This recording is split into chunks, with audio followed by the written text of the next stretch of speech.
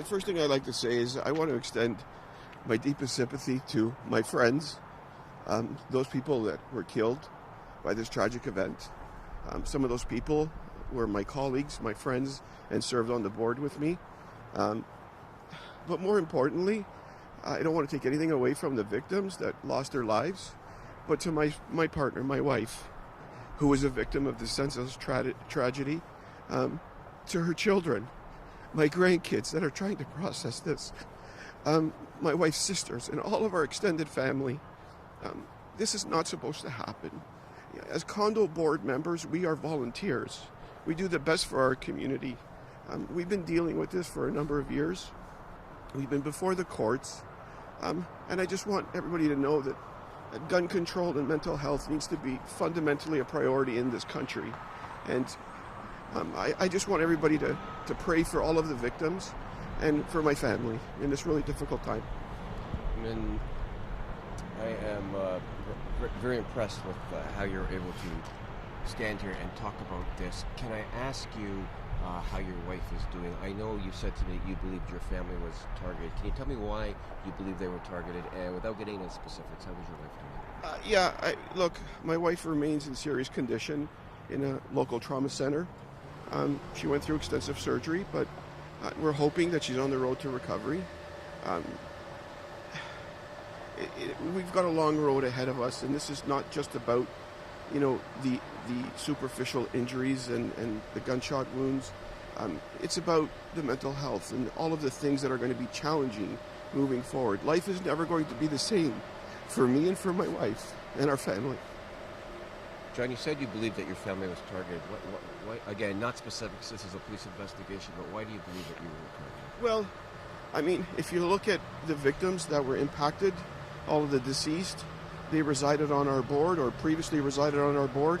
And the fact that the gunman approached our unit and targeted my family only leads me to believe that it was a targeted intent. But we'll let the police determine what the outcome of their investigation looks like. Again, I appreciate you doing this, and I will preface this again with it's an ongoing police investigation, but I understand you witnessed the shooting of your wife. Can you describe what that was like? Look, I don't want to get into the details. I was there when the gunman targeted my wife. The emotional, I just keep seeing everything over and over again. Last night I did get a couple hours sleep, but I have to say that it was really nightmarish. And, we've asked for counseling, and we're going to get the support we need. And we have my wife's family is amazing. My family is amazing. And together we're going to get through this. It's just going to take some time. You're a union guy. You lead people. You do incredible work on your condo board, helping people voluntarily. Does this sort of warp your perception of with regards to the quality of people, or will you continue to be one of those that fight for people? Look, as a transit union, we've been advocating for assaults on our subway systems and on our buses. We've been talking about assaults and injuries and attacks. And we go in as leaders and we try to help our members in these really difficult times. This one is hitting home. It's not supposed to happen in your house. It's not supposed to happen to your family. We're volunteers. We work for the community. I'm going to continue. I'm going to make it a mission to continue advocating for gun control and mental health in the city and across this country. We need to do better. Where do you find your strength, John? My strength and my resolve is with my family, with my wife's family, who have been absolutely amazing. But as a leader, it's part of our DNA to go out and help people.